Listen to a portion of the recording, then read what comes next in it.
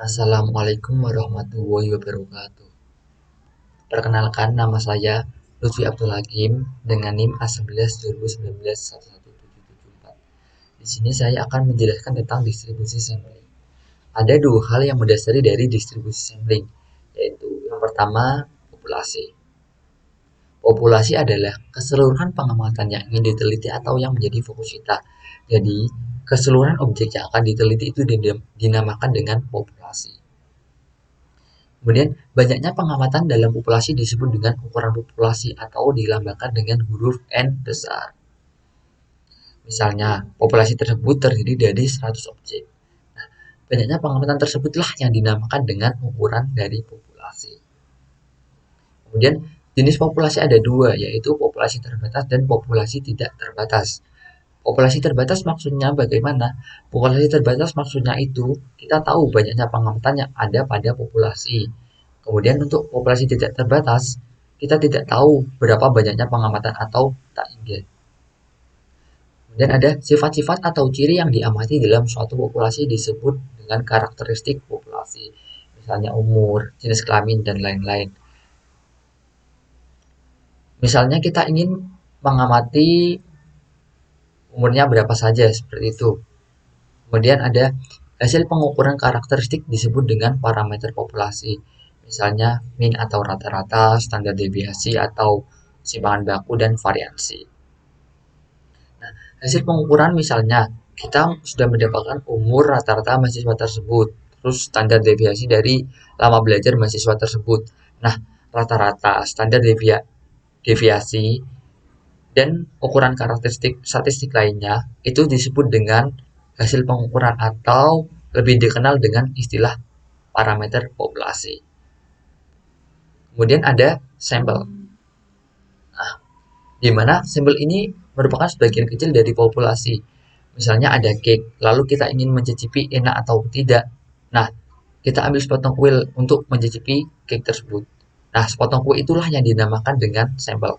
Jadi, sampel adalah bagian dari populasi yang memiliki karakteristik yang sama dengan populasi. Di mana jika kita mengambil populasi dari 20 kambing, kita tidak boleh mengambil sampel 5 ayam, walaupun jumlahnya lebih sedikit dari populasi. Tetapi sampel yang kita ambil itu harus sama dengan populasi yang kita tentukan. Kemudian, banyaknya pengamatan dalam sampel disebut dengan ukuran sampel atau dilambangkan dengan huruf N kecil. Nah, apakah ukuran sampel ini harus lebih sedikit dari populasi? Tentunya tidak. Jumlah sampel yang kita ambil boleh sama dengan jumlah populasi. Kemudian jenis sampel ada dua, yaitu sampel kecil dan sampel besar. Sampel kecil ukurannya kurang dari 30 dan sampel besar itu ukurannya dari 30 dan seterusnya. Kemudian sifat-sifat atau ciri yang diamati dalam suatu sampel disebut dengan karakteristik sampel. Misalnya umur, jenis kelamin, dan lain-lain seperti halnya populasi tadi. Hasil pengukuran karakteristik disebut dengan statistik sampel. Kalau di populasi dinamakan dengan parameter populasi, kalau di sampel dinamakan dengan statistik sampel. Misalnya min, standar deviasi, dan variansi seperti itu. Kemudian, apa sih itu distribusi sampling? Menurut Sujana, distribusi sampling merupakan kumpulan nilai-nilai statistika yang sejenis lalu disusun dalam suatu daftar sehingga terdapat hubungan antara nilai statistik dan frekuensi statistika. Maksudnya bagaimana? Maksudnya adalah kita mengumpulkan beberapa sampel yang sejenis dari populasi yang telah kita tentukan, kemudian kita susun dalam suatu daftar di mana sampel tersebut saling berhubungan dengan populasi. Seperti jika kita mengambil populasi 20 harimau, maka sampel yang kita ambil itu harus harimau. Tidak boleh jika kita mengambil populasi 20 harimau, populasi 20 harimau, sampel yang kita ambil itu 10 kucing. Itu tidak boleh. Sampel yang kita ambil harus sama dengan populasi yang telah kita tentukan. Itu. Kemudian jenis-jenis distribusi sampling yang saya bahas itu distribusi sampling rata-rata dan distribusi sampling proporsi. Distribusi sampling rata-rata Menurut Sujana, distribusi sampling rata-rata adalah kumpulan dari bilangan-bilangan yang masing-masing merupakan rata-rata hitung dari sampelnya. Kemudian ada notasi dalam distribusi sampling rata-rata, yaitu N yang merupakan ukuran dari sampel, X bar merupakan rata-rata sampel, S atau sigmanya dinam itu standar deviasi sampling, mu X bar rata-rata distribusi sampling rata-rata, sigma X bar yaitu standar deviasi sampling rata-rata, N besar itu ukuran populasi, mu rata-rata populasi, sigma standar deviasi.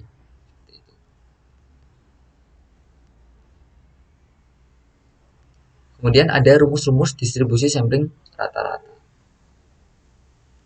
Jika populasi dengan rata-rata atau yang dilambangkan dengan mu dan standar deviasi dilambangkan dengan sigma diambil sampel sebanyak n secara berulang tanpa pengembalian, maka akan diperoleh distribusi sampel rata-rata yang mempunyai rata-rata mu x bar sama dengan mu. Untuk populasi terbatas dan populasi terbatas itu sama rumusnya.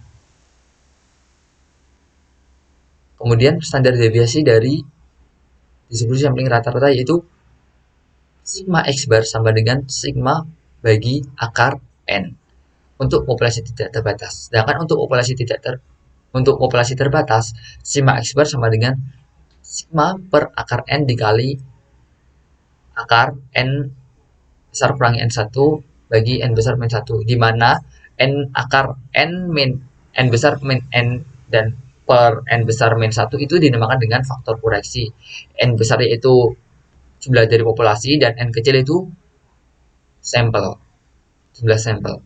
Kemudian, jika populasi N terbatas atau tidak terbatas memiliki rata-rata mu dan standar deviasi yang dilambangkan dengan sigma, diambil sampel berukuran besar secara berulang tanpa pengembalian, maka distribusi sampling rata-rata akan mendekati distribusi normal dengan rata-rata mu x bar dan standar deviasi sigma x bar, sehingga diperoleh nilai baku di mana Y sama dengan X bar dikurangi mu X bar per sigma X bar. Untuk populasi tidak terbatas dan populasi terbatas di sini rumusnya sama. Kemudian kita masuk ke contoh soal. Contoh soalnya, distribusi kecepatan maksimum dari 1000 mobil mempunyai rata-rata 160 km per jam dengan simpangan baku atau standar deviasi 4,5 km per jam. Jika diambil sebuah sampel sebanyak 100 mobil secara acak tanpa pengembalian, hitunglah probabilitas kecepatan maksimum rata-rata dari 100 mobil tersebut yang rata-ratanya melebihi dari 161,3 km per jam. Tuh, pembahasannya seperti ini. Diketahui tadi X sama dengan kecepatan maksimum mobil. N besar yaitu jumlah populasi, yaitu 1000 mobil. Kemudian kita ketahui rata-rata kecepatan rata-rata mobil tersebut yaitu yang dilambangkan dengan mu mempunyai nilai 160 dan standar deviasi mempunyai nilai 4,5 dan sampel yang kita ambil sebanyak N yaitu 100. Ditanyakan probabilitas kecepatan maksimum rata-rata dari 100 mobil tersebut yang rata-ratanya melebihi 161,3 km per jam atau probabilitas X bar lebih dari 161,3. Jawab tadi mu X bar sudah diketahui dalam rumusnya. Mu X bar itu sama dengan mu, di mana mu-nya sudah diketahui sebanyak 160. Kemudian kita menentukan sigma X bar, di mana sigma dibagi akar N dikalikan dengan faktor koreksi karena populasi kita sudah diketahui, jumlah populasi diketahui, maka kita dikalikan dengan faktor koreksi, yaitu 4,5 dibagi akar dari 100 dikalikan 1000 kurangi 100 bagi 1000 kurangi 1.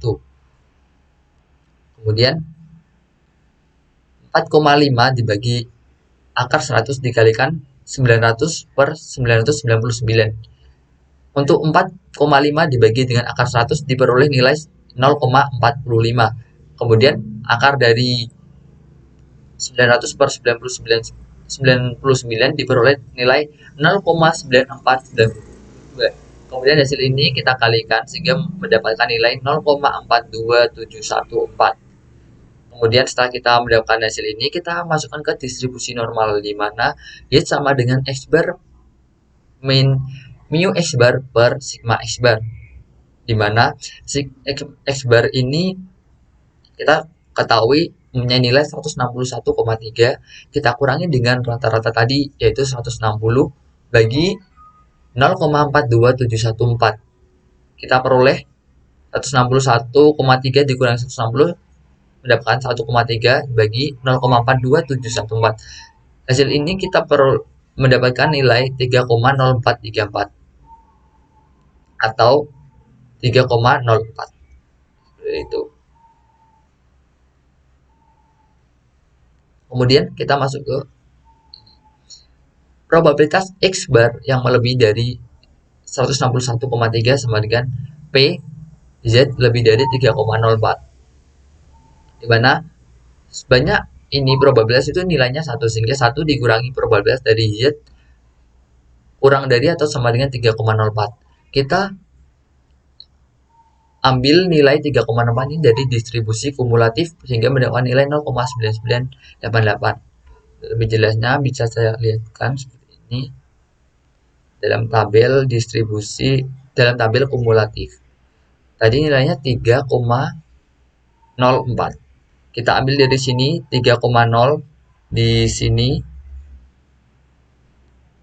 Kemudian cari nilainya 0,04. Sehingga kita ambil pada kolom ke 1, 2. Lalu kita cari nilainya di sini sehingga mendapatkan nilai tadi 0,9988 seperti itu. Nah, kemudian hasil tadi kita kurangi 1 dikurangi 0,9988 mendapatkan nilai 0,0012. Dalam jika kita gambarkan dalam kurva di sini, kita bisa ambil tadi tabel kumulatif Y, kita nilai dari sini. Sehingga tadi kan sudah diketahui 3,04 mempunyai nilai sebanyak 0,9988. Sehingga kita gambarkan pada kurva seperti ini. 0,9988 kita anggap di sini. Ini nilai Y-nya. Dan yang diarsir seperti ini.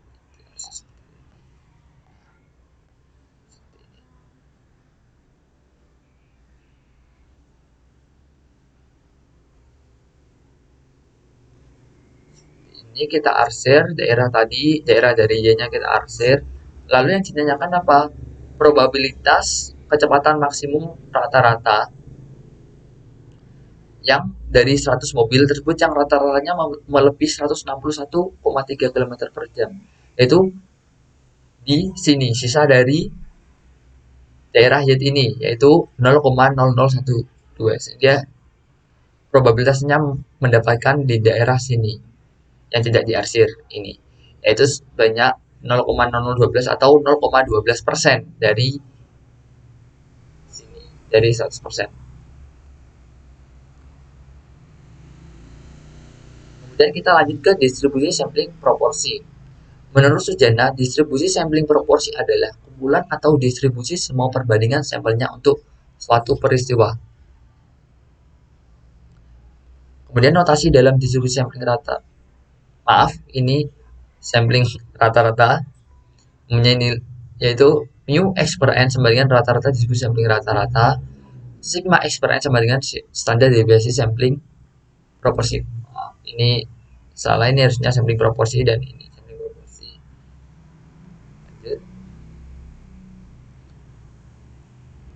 Distribusi sampling proporsi itu untuk dalam rata-rata mu x per n sama dengan pi. Untuk populasi terbatas dan populasi terbatas nilainya sama. Untuk mencari standar deviasinya atau semangat bakunya, kita dapatkan sigma x per n sama dengan akar dari pi kali 1 min pi per n. Untuk populasi terbatas, kita kalikan dengan faktor korelasi. Seperti itu. Kemudian kita melakukan nilai baku dari tabel tadi, nanti tabel Y. Kita peroleh Y sama dengan x per n min mu x per n per sigma x per n untuk populasi terbatas, dan populasi terbatas rumusnya sama. Kemudian lanjut ke contoh soal. 200 paket box dijadikan sebagai sampel dalam ekspedisi pengiriman barang. Ternyata terdapat beberapa paket box yang mengalami kerusakan atau cacat. Jika pada kenyataannya 25% paket box rusak dari ekspedisi pengiriman barang tersebut, berapakah probabilitas bahwa akan terdapat antara 20% sampai 30% dari ekspedisi pengiriman barang tersebut yang benar-benar mengalami kerusakan? Nah, kita diketahui di sini kita tidak mengetahui jumlah populasinya, tapi kita mendapatkan nilai sampelnya langsung, yaitu di mana N-nya 200 dan Pi yaitu 25% atau 0,25. Kemudian ditanyakan berapa probabilitas bahwa akan terdapat antara 20% hingga 30% dari ekspedisi pengiriman barang tersebut yang benar-benar mengalami kerusakan, atau probabilitas X per N lebih dari 20%, X per N kurang dari 30%. Nah, kita udah ketahui tadi mu X per N sama dengan Pi, yaitu Pi-nya sudah kita ketahui 0,25. Kemudian kita masukkan ke rumus simpangan baku atau standar deviasi, di mana sigma X per N sama dengan akar dari Pi kalikan 1 min Pi per N. Sehingga mendapatkan nilai Pi-nya 0,25 dikalikan 1 min Pi, yaitu 1 dikurangi 0,25 didapatkan 0,75. N-nya 200 sehingga dibagi dengan 200 sehingga mendapatkan nilai 0,030618621. Kemudian untuk mencari probabilitas yang 20%, kita sebutkan dengan misalkan dengan Z1, di mana X per N min mu X per N dibagi dengan sigma X per N, di mana X per N ini tadi mempunyai nilai 0,20, kemudian dikurangi dengan 0,25 dibagi dengan 0,030618621 sehingga mendapatkan nilai min 1,63. Kemudian untuk yang probabilitas dari 30% ini kita simpulkan atau misalkan dengan Z2, di mana X per N min mu X per N bagi dengan sigma X per N sama dengan 0,30 dikurangi 0,25 dibagi dengan 0,030618621 sehingga mendapatkan nilai 1,63. Nah, untuk mengetahui luas dari ini, kita menggunakan tabel distribusi Z. Bukan lagi kumulatif, melainkan distribusi Z, karena kita mencari nilainya dimulai dari 0 sini. Agar lebih mudah kita mendapatkan nilainya, sehingga kita mendapatkan menggunakan tabel distribusi. Kita cari tadi luas antara 0 sampai Y1 kita ketahui tadi min 1,63 diketahui didapatkan dari tabel distribusi, dimana tadi nilainya 1,63 di sini. 1,63 mempunyai nilai 0,4484. Di sini yaitu 1,63 bariskan sini dan 0, di sini, sehingga kita mendapatkan nilai 0,4484. Kemudian kita lanjutkan lagi tadi di sini, sehingga 0 sampai Y1 di sini mempunyai nilai 0,4484. Kurang lebihnya di sini, ini Z-nya, dan 0,Y2 nilainya sama, yaitu 0,4484. Di sini luas antara Z1 dengan Y sampai Y2 yaitu 0,8968. Ya, yang kita arsir nih di sini.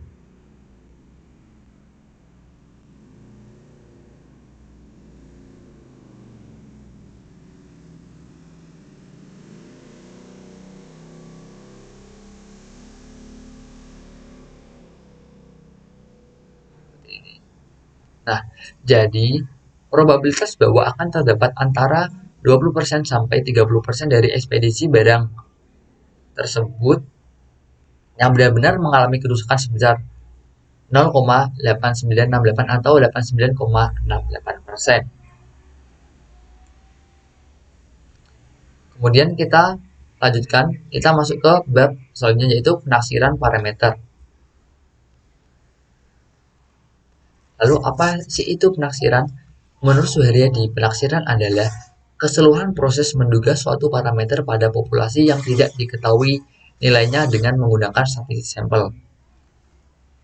Itu pada penaksiran, kita mengambil sampel untuk dianalisis sehingga hasil analisis tersebut dapat digunakan untuk memperkirakan ukuran dari populasi. Seperti itu. Kemudian ada kriteria penaksir yang baik. Nah, penaksir yang baik itu bagaimana? Penaksir yang baik itu pertama tidak bias atau E-nya theta bar sama dengan theta. Ekspektasi theta bar sama dengan theta. Kita mengharapkan statistik theta bar yang kita hitung dari sampel tadi nilainya sama dengan parameter populasi. Artinya, statistik sampel yang digunakan sebagai penduga harus sama atau mendekati parameter populasi yang diduga. Kemudian, penaksir yang baik itu penaksirnya efisien. Di mana penaksir yang efisien itu memiliki variansi yang paling kecil atau standar deviasi yang kecil. Misalnya, kita mengharapkan rata-rata data 7, maka nilai yang kita peroleh tidak jauh dengan 7, seperti 6, 6,5, 7, 7,5, seperti itu. Kemudian ada penaksir yang konsisten, di mana bila sampel diambil semakin besar, maka nilai theta bar akan mendekati nilai theta. Misalnya, jika diketahui jumlah populasinya 100, akan diambil sampel 90, maka nilai tersebut akan mendekati populasi. Seperti itu. Jadi semakin banyak sampel yang kita ambil dan mendekati populasi, maka itulah semakin konsisten. Seperti itu. Kemudian ada jenis penaksiran statistik, di mana ada penaksiran titik dan penaksiran interval. Di mana penaksiran titik ini misalnya dari contoh sampel acak, rata-rata IPK mahasiswa Udinus adalah 3,7. Seperti itu. Dengan penaksiran interval, jadi sampel acak rata-rata IPK mahasiswa Udinus ialah 3,7 dengan interval 0,5.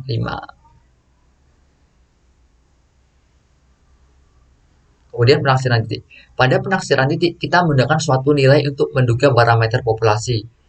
Maksudnya, jika nilai parameter dari populasinya diduga dengan satu nilai statistik dari sampel yang diambil dari populasi tersebut, lah itu yang dinamakan dengan penaksiran titik. Misalnya, contohnya kita menentukan rata-rata IPK mahasiswa. Diketahui mahasiswanya ini dengan yang nilai segini, sebanyak 1, 2, 3, 4, 5 mahasiswa. Mendapatkan nilai segini, sekian, dan dihasilkan sekian dengan nilai rata-rata sekian. Maka dugaan rata-rata IPK mahasiswa tersebut ialah 3,7. Kemudian ada penaksiran interval, yaitu jika nilai parameter dari populasi diduga menggunakan beberapa nilai statistik yang berada dalam suatu interval. Jadi semakin besar intervalnya, makin besar kepercayaan terhadap kebenaran mengenai apa yang telah diduga atau ditaksir. Seperti itu. Kemudian ada rumus dari penaksiran interval rata-rata. Untuk sampel besar yang N-nya lebih dari 30 atau sama dengan 30, mempunyai rumus S bar min Z alfa per 2 dikalikan dengan sigma per akar N.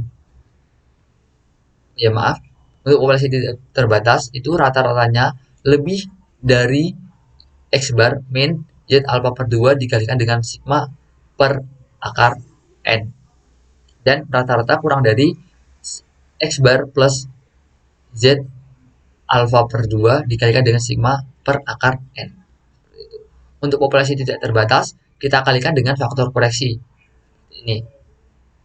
Untuk sampel kecil, N-nya kurang dari 30, mempunyai rata-rata lebih dari X bar min T alfa per 2 dikalikan dengan S per akar N. Kemudian rata-rata kurang dari X bar plus T alfa per 2 dikalikan S per akar N. Untuk populasi terbatas kita kalikan dengan faktor koreksi. Nah, di mana untuk mencari nilai Z alfa per 2 ini kita bisa menggunakan 1 min alfa per 2. Untuk T alfa per 2 kita menggunakan alfa per 2 atau dengan derajat bebas yaitu n min 1 yang kita bakal ambil menggunakan tabel T, bukan tabel Z lagi, seperti itu. Kemudian kita masuk ke contoh soal. Dari populasi warga Kota Semarang diambil sampel sebanyak 100 orang dan dicatat gaji tahunan masing-masing. Rata-rata gaji mereka adalah 40 juta dengan standar deviasi atau sembilan baku 8 juta rupiah. Buatlah interval kepercayaan 90% untuk menduga berupa sesungguhnya rata-rata gaji warga Kota Semarang tersebut. Nah, bisa kita kerjakan seperti ini. Kita sudah ketahui yang tadi gaji pegawai, N-nya di sini kita jumlah populasinya kita tidak ketahui. Kita langsung ambil ke sampel acaknya saja, yaitu N sama dengan 100 dengan rata-rata gaji mereka 40 juta dan sewaan baku 8 juta. Kemudian ditanyakan berapa probabilitas interval kepercayaan 90% untuk menduga berapa sesungguhnya rata-rata gaji warga Kota Semarang di perusahaan tersebut. Nah, dijawab di sini untuk mencari rata-rata lebih dari X bar min Z alpha per 2 dikalikan dengan sigma per akar per N dengan rata-rata kurang dari X bar plus Z alpha per 2 dikalikan dengan sigma per akar N sama dengan 90%. Di mana alpha kita bisa cari dengan 1 min alpha yaitu 90%, sehingga untuk mencari nilai Z-nya kita alpha sama dengan 1 min 90% yaitu 10%. Dengan alpha per 2, untuk mencari alpha per 2 kita bisa menggunakan 10% tadi dibagi dengan 2 sehingga mendapatkan nilai 5% atau 0,05. Kemudian kita mencari alpha bar sama dengan mu yaitu 40 juta. Kemudian kita masuk ke standar deviasi rumusnya tadi, sigma X bar sama dengan sigma per akar N, di mana 8 juta dibagi dengan akar 100 sehingga diperoleh nilai 800.000. Kemudian kita masuk ke nilai bakunya atau Z alpha per 2 dikalikan dengan sigma X bar sehingga mendapatkan nilai 1,64 dikalikan dengan 800.000 sehingga kita peroleh nilainya 1,1.312.000. Nah, kita mendapatkan nilai ini 1,64 kita peroleh dari tabel ini.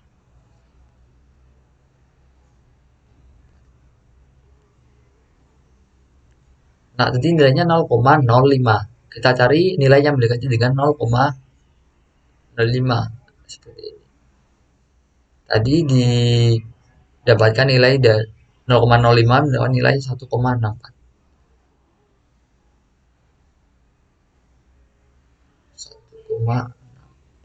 Nah, di sini 0,5 yaitu 0,4495.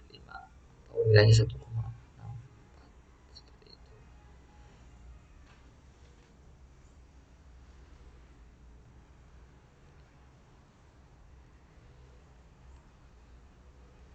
Kemudian kita mendapatkan nilai untuk mencari probabilitasnya, probabilitas X bar min rata-rata dari ini tadi kurang dari X bar min Z alpha per 2 dikalikan sigma per akar N dengan X bar plus Z alpha per 2 dikalikan dengan sigma per akar N 90%. Dan diketahui kita tadi nilainya rata-ratanya 40 juta dikurangi dengan 1.312 dan 40 juta ditambah dengan 1.312 sini, sehingga didapatkan nilai rata-ratanya gaji pegawai tadi berkisar antara 38.688.000 sampai dengan 41.312.000. Untuk dalam kurvanya bisa kita gambarkan seperti ini.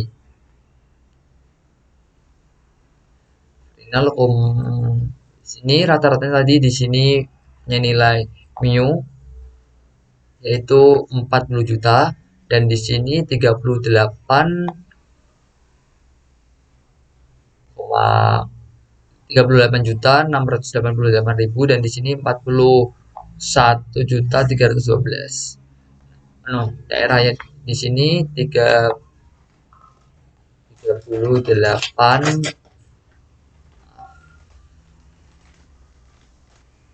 Di sini mendapat nilai dari pertama yaitu 38.688 dan di sini 41.312 nilainya. Maka yang kita arsip di bagian sini seperti ini.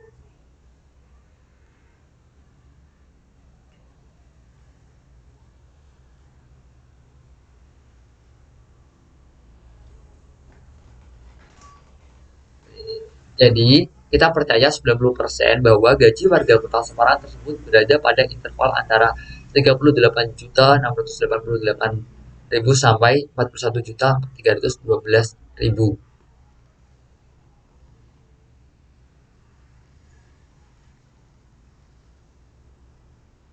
Kemudian, penafsiran interval proporsi, yaitu rumus seperti ini untuk sampel besar yang N-nya lebih dari atau sama dengan 30.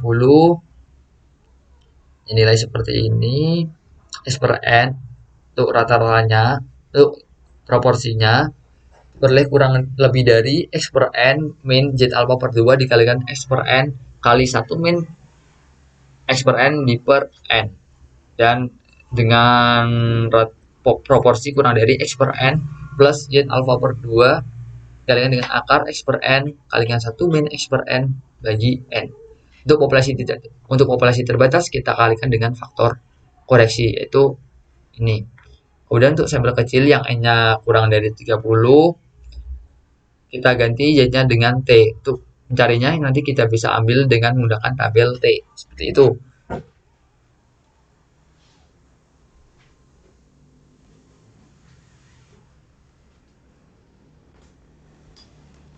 Soalnya, sebanyak 500 mahasiswa UNINUS diambil sampel secara acak sebanyak 300 dan ditemukan bahwa 200 mahasiswa berasal dari Semarang. Itulah interval kepercayaan 95% untuk menduga berapa proporsi sesungguhnya mahasiswa UNINUS yang berasal dari Semarang. Diketahui jumlah populasinya tadi 500 dengan sampelnya 300 dan ditemukan bahwa X-nya tadi yang dari Semarang 200. X per N-nya kita cari 200 per 300. Mempunyai nilai 0,66. Ditanyakan berapa probabilitas interval kepercayaan 95% untuk menduga berapa proporsi sesungguhnya mahasiswa UNINUS yang berasal dari Semarang. Kemudian kita jawab proporsinya yaitu proporsinya X per N min Z alpha per 2 dikalikan dengan akar X per N dikalikan 1 min X per N dan kemudian kita kalikan dengan faktor koreksi di sini karena kita ketahui jumlah populasinya seperti ini kan dengan alfa sehingga kita bisa cari alfa Y-nya yaitu alfa sama dengan 1 min 95% yaitu kita peroleh 5%. Nah, kemudian alfa per 2-nya kita cari 5% tadi dibagi dengan 2 mendapatkan nilai 2,5% atau 0,025. Jadi sudah kita carikan dan kita peroleh X per N-nya 0,66. Kemudian kita masukkan ke rumus sigma X per N sama dengan akar X per N kalikan 1 min X per N dibagi N dan dikali dengan faktor koreksi sehingga kita peroleh tadi X per N-nya 0,66 dikalikan dengan 1 min 0,66 dibagi 300 mendapatkan nilai 500 dikalikan dengan akar 500 per min 300 per 500 min 1 hingga diperoleh nilai 0,017 dimana Z alpha per 2 ini kita kalikan dengan sigma X per N dimana tadi nilai 0,017 ini kita bisa ambil dari tabel distribusi hingga mendapatkan nilai 1,96. Bisa kita cek di sini.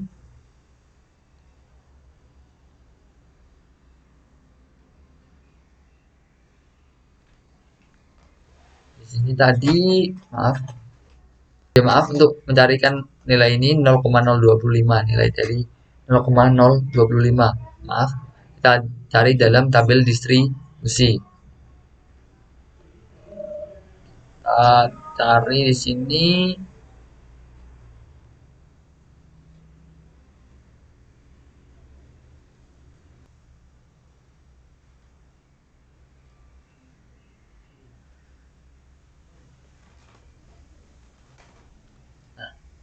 Kita carikan di sini mendapatkan nilai 1,96 dikalikan dengan 0,017 mendapatkan nilai 0,033.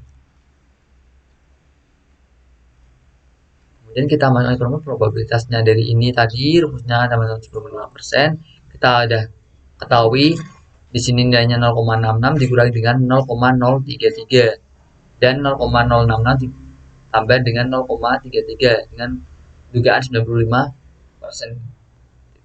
Sehingga kita peroleh proporsi dari ini tadi mahasiswa Udinus yang berasal dari Semarang adalah antara 62,7% sampai 69,3%. Karena di sini sudah diketahui 0,627 sama dengan 62,7% dan 0,693 ini dengan nilai 69,3%. Dan kita lanjut ke pengujian hipotesis. Apa itu pengujian hipotesis? Menurut Suharyadi, hipotesis adalah sebuah dugaan atau referensi yang dirumuskan secara diterima untuk sementara yang dapat menerangkan fakta-fakta yang diamati dan digunakan sebagai petunjuk dalam pengambilan keputusan. Emil Suharyadi 2009. Nah, dengan dugaan sementara kita dari fakta yang telah kita amati tadi yang dapat digunakan dalam pengambilan keputusan. Dugaan tersebut itu benar atau salah, seperti itu.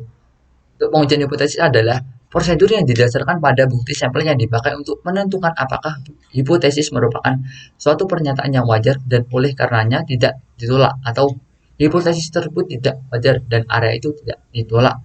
Nah, untuk suatu hipotesis yang telah dibuat, hanya ada dua kemungkinan yang kita putuskan, yaitu diterima atau kita tolak atau ditolak hipotesis tersebut. Menerima hipotesis artinya tidak cukup informasi dari sampel untuk menyimpulkan bahwa hipotesis harus kita tolak. Artinya, walaupun hipotesis kita terima, belum tentu hipotesis tersebut benar, seperti itu. Sedangkan menolak hipotesis artinya kita menyimpulkan hipotesis tersebut tidak benar atau salah. Itu. Jenis-jenis kesalahan dalam menolak dan menerima H0. Keputusan dalam menerima yang pertama itu keputusan salah, error tipe 1, di mana kita menolak H0 padahal H0 tersebut benar. Yang kedua yaitu tipe 2 yang dilambangkan dengan beta, yang pertama dilambangkan dengan alfa.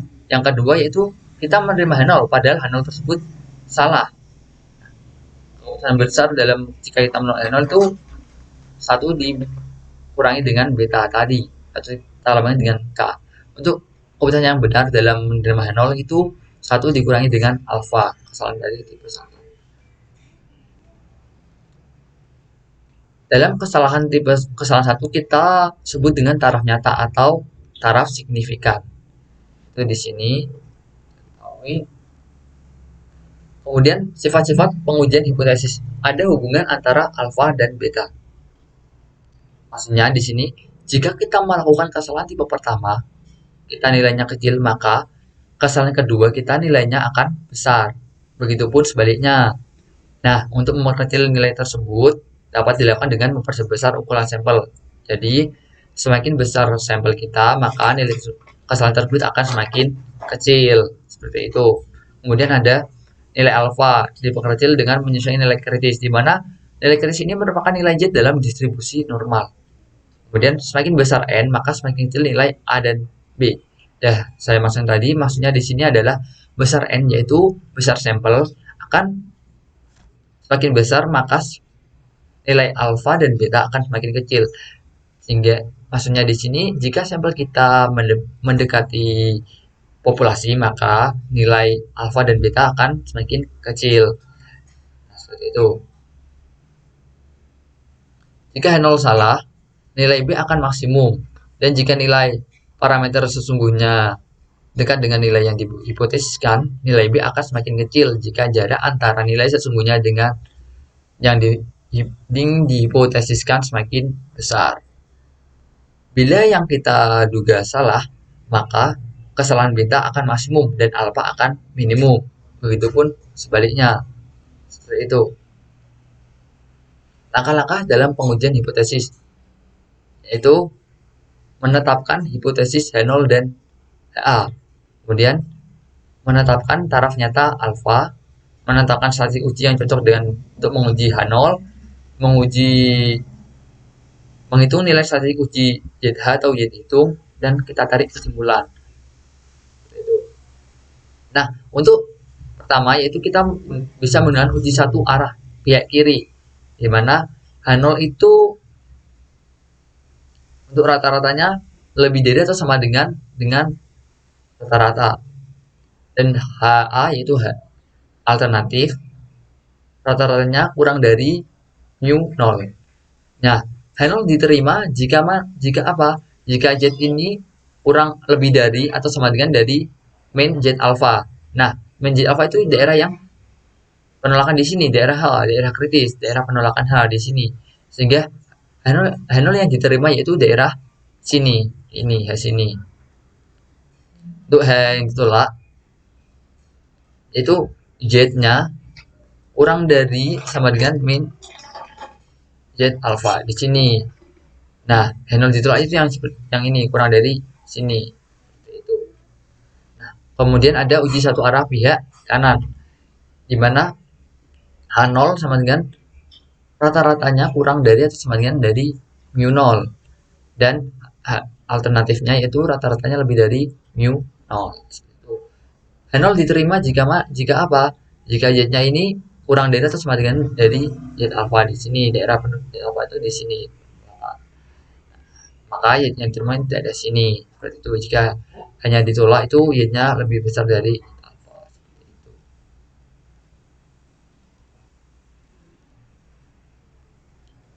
Kemudian uji dua arah. Nah, untuk uji dua arah ini menunjukkan daerah penolakan dua, yaitu di sisi kiri dan sisi kanan. Di mana H0 itu mu-nya sama dengan mu 0.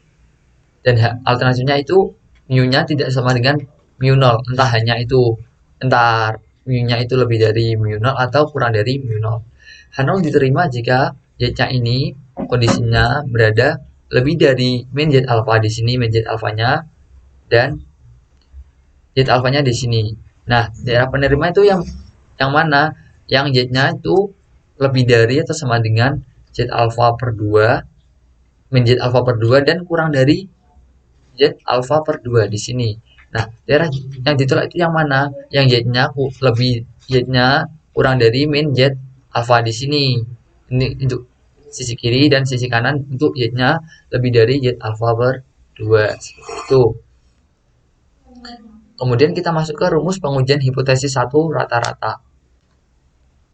Untuk sampel besar N-nya yang lebih besar atau sama dengan 30 itu dengan nilai Z sama dengan X bar min mu X bar dibagi dengan sigma X bar.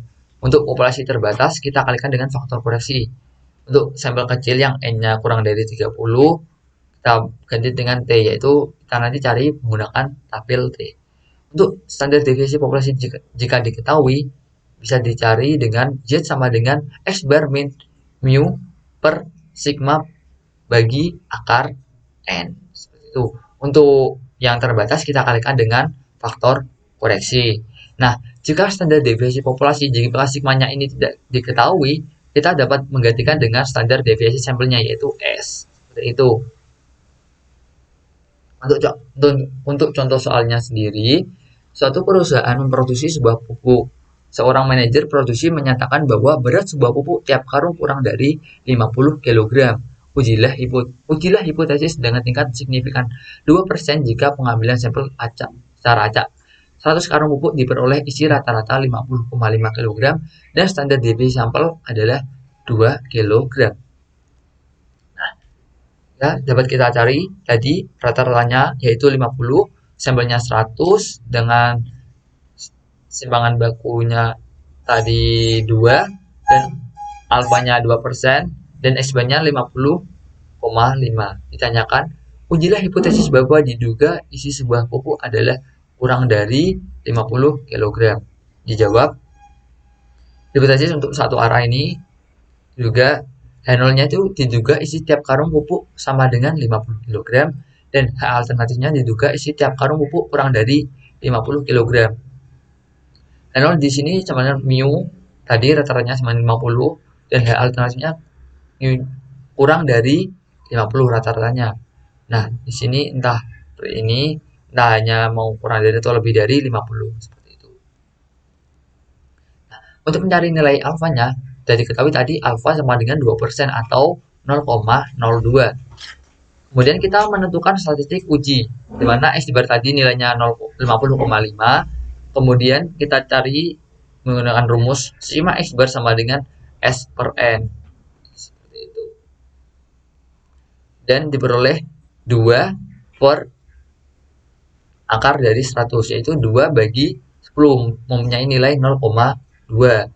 Kemudian kita masukkan ke nilai bakunya, yaitu Z sama dengan X bar min mu per sigma per akar N, di mana X bar-nya tadi 50,5 dikurangi dengan 50, rata-ratanya di 50 dibagi dengan 0,2, sehingga mendapatkan nilai 2,5. Untuk Z alfanya sendiri sama dengan Z tabel, di mana Z dari 0,02 di sini mendapatkan nilai min 2,0.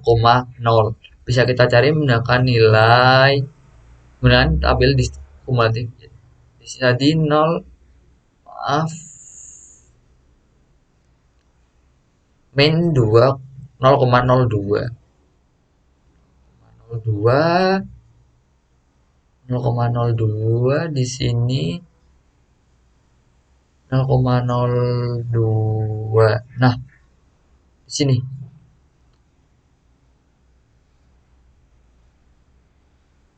0,02 yang mendekati dengan 0,02 yaitu 0,0202. Di sini pada nilai mendapatkan nilai min 2,5.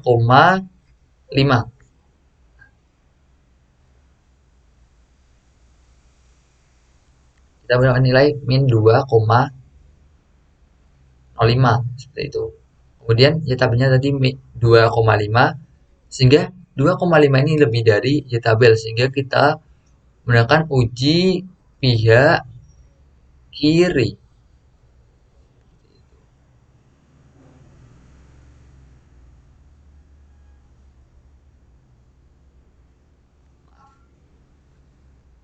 Bisa saya gambarkan seperti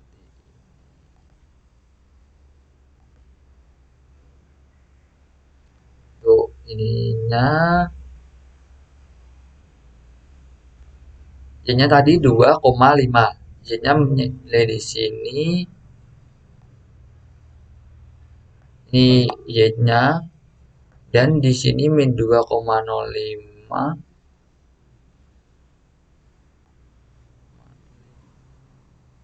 Di sini. Y alfanya.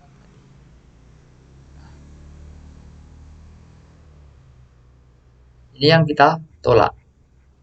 Nah, maka kesimpulannya yaitu H0 diterima karena di sini ini yang hanya ditolak karena hanya Y-nya tadi di sini, sehingga H0-nya diterima. Sehingga kesimpulannya H-nya ini ditolak, yaitu diduga isi pupuk tiap karung lebih besar sama dengan 50 kg atau bukan kurang dari 50 kg. Seperti itu. Tuh, kemudian kita masuk ke uji satu arah pihak kiri untuk yang tidak dua rata-rata. Di sini H0-nya untuk mu rata-rata 1 lebih dari atau sama dengan rata-rata kedua, dan H alternatifnya yaitu rata-rata 1 kurang dari rata-rata 2. H0 diterima jika apa? Jika Z-nya lebih besar sama dengan min Z alfa. Di sini ininya H0-nya diterima. H0 akan ditolak jika Z-nya ini kurang dari min Z alfa. Z alfanya batasnya di sini, dan jika ditolak berada di sini. Nah, dengan bebas variabel bebasnya itu yuk N1 plus N2 min 2. Seperti itu. Untuk pihak kanannya, yaitu H0 sama dengan rata-rata pertama kurang dari atau sama dengan rata-rata kedua. Dan hal alternatifnya yaitu rata-rata pertama lebih dari rata-rata kedua. H0 diterima jika apa? Jika Z-nya lebih kurang dari Z alfa di sini. Alfanya di sini, kurang darinya di sini, sehingga H0-nya akan diterima. Seperti itu. Akan ditolak jika apa? Jika Z-nya lebih dari Z alfa. Di sini, alfanya di sini. Jika Z alfanya Z-nya di sini, maka H0-nya akan ditolak. Dengan derajat bebas, N1 plus N2 dikurangi dengan 2. Seperti itu. Untuk uji dua arah, kita menggunakan nilai di kanan dan kiri dan kanan. H0-nya jika rata-rata pertama sama dengan rata-rata kedua. Hal alternatifnya jika apa? Jika rata-rata pertama tidak sama dengan rata-rata kedua. Di mana H-nya di sini entah rata-rata pertama dari lebih dari ini dan rata-ratanya kurang dari ini, mu 0 seperti itu. H0 diterima jika apa? Jika daerah Z-nya ini lebih besar atau sama dengan dari min Z alfa. Z alfanya di sini dan kurang dari Z alfa per 2 di mana Z alfa per 2-nya di sini. Sehingga daerah ini adalah H0 diterima yang diterima. Untuk H0 yang ditolak jika apa? Jika Z-nya kurang dari min Z alfa. Z alfanya di sini, jika Z-nya di sini kita akan tolak H0-nya. Dan Z-nya lebih dari Z alfa. Z alfa per 2-nya di sini. Jika Z-nya berada di sini, maka Z-nya H0-nya akan tolak seperti itu. Untuk rumusnya sendiri seperti ini.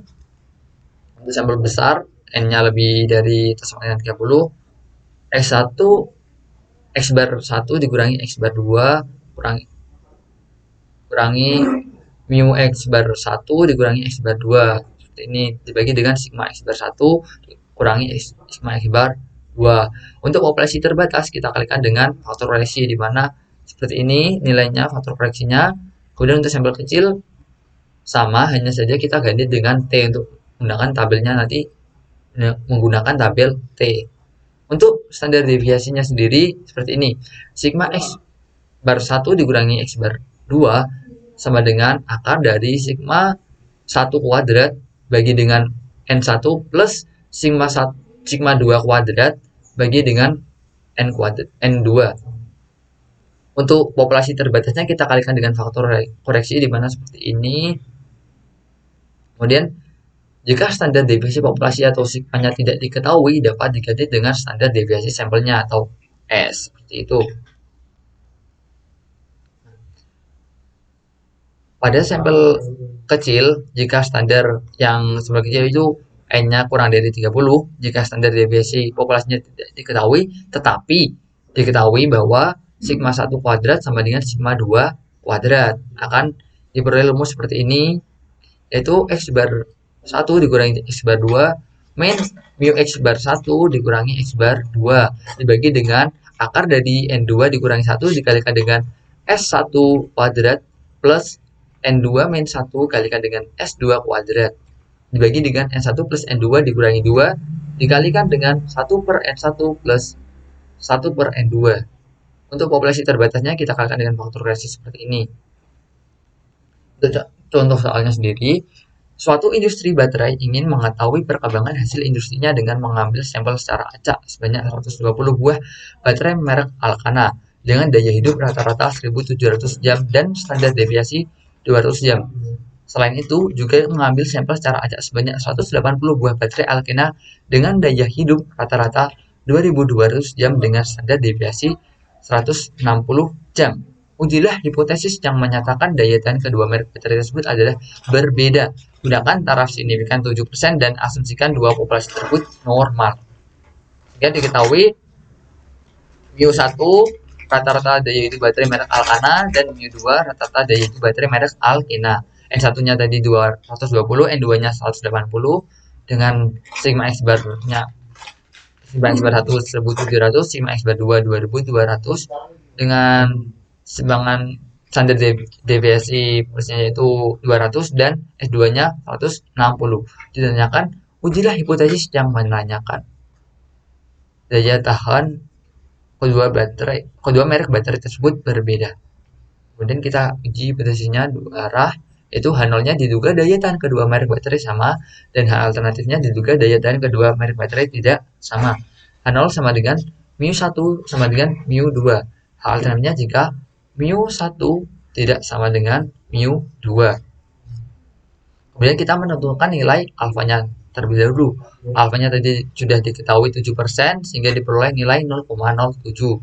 Nah, kemudian kita menentukan statistik ujinya, di mana X bar 1 dikurangi dengan X bar 2. X bar 1 nilainya 1700 dan dikurangi dengan sigma X bar 2 yaitu 2200, sehingga mendapatkan nilai min 500. Kita masukkan ke rumusnya, sigma X bar 1 dikurangi X bar 2 mendapatkan nilai akar dari S1 kuadrat per N1 ditambah dengan S2 kuadrat per N2. Sehingga diperoleh nilai S1-nya dari 200 dikuadratkan dibagi dengan N1-nya. N1-nya tadi 120. Kemudian ditambah dengan S2-nya tadi 160, kita kuadratkan dibagi dengan 180. N2-nya tadi 180, sehingga mendapatkan nilai 14,78. Dan untuk Z-nya sendiri, X1 min X2 dikurangi dengan mu X bar 1 dikurangi X bar 2 dibagi dengan sigma X1, sigma X bar 1 dikurangi X bar 2. Mendapatkan nilai tadi min 500 dari sini, dan ini mu X1 sama dengan mu X2 kan nilainya sama, sehingga jika nilainya sama kan tetap nilainya dikurangi, nilainya bakal 0, sehingga min 500 dikurangi 0 dibagi dengan 14,783 mendapatkan nilai min 33,81. Kemudian kita cari Z alfa per 2-nya yaitu 0,07. Dari sini alfanya 0,07 dibagi dengan 2 mendapatkan nilai Z 0,035, di mana 0,035 di sini mempunyai nilai min 1,81. Bisa kita lihat di sini di tabel di kumulatif Y 0,035.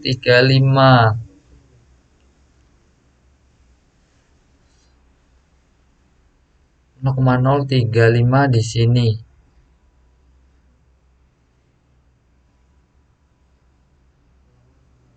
Kita cari nilai yang mendekati dengan 0,035. Di sini kita mendapatkan nilai 0,0352, di mana 1,8 ya 0,1, sehingga 0,035 mendapatkan diperoleh nilai min 1,81 seperti itu. Nah, tahu di sini ya, dan Z 1 min alfa per 2 boleh nilai sekian, boleh dengan Z dari 0,465 kita cari menggunakan tabel distribusi. Di sini 0,447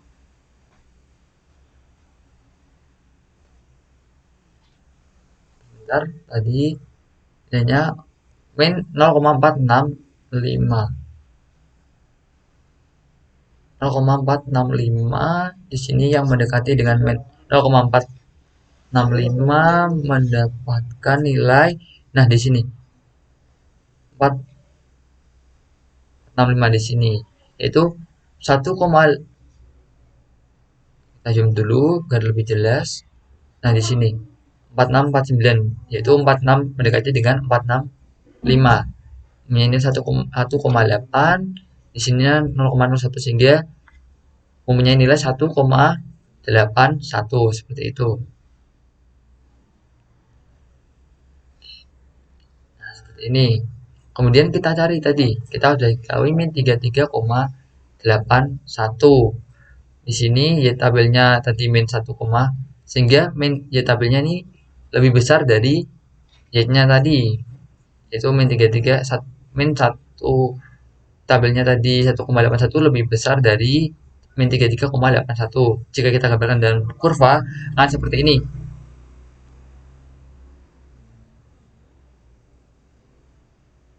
Di sini min 33,81 di sini, Y-nya di sini, dan Z alfa per 2-nya di sebelah sini.